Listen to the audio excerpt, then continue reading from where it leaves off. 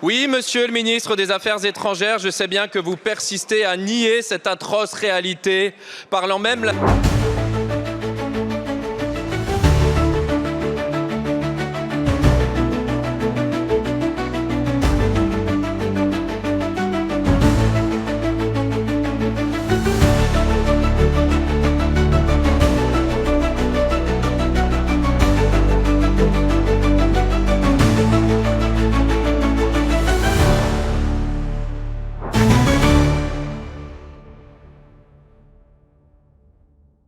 Merci. Selon un rapport de l'ONU présenté hier à New York, les méthodes employées par Israël à Gaza correspondent aux caractéristiques d'un génocide.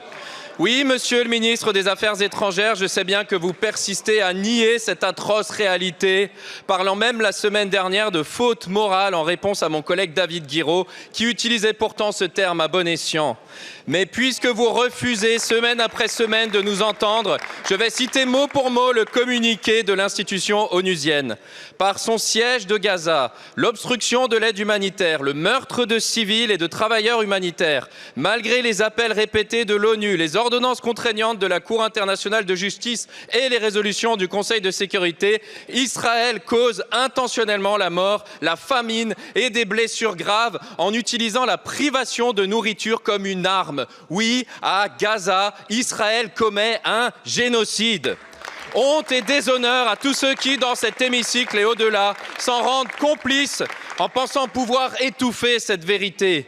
Honte et déshonneur à ceux qui laissent le gouvernement israélien piétiner le droit international, les droits humains et les institutions qui les défendent.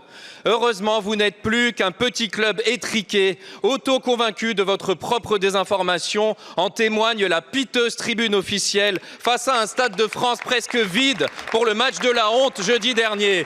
Oui, si la Russie est légitimement exclue des compétitions sportives internationales, alors Israël doit l'être aussi.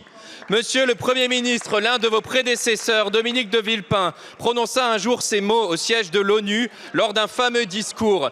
Dans ce temple des Nations Unies, nous sommes les gardiens d'un idéal, nous sommes les gardiens d'une conscience. Monsieur le Premier ministre, en soutenant le gouvernement israélien, coupable d'un génocide qui disqualifie l'ONU, qu'avez-vous fait de votre conscience ?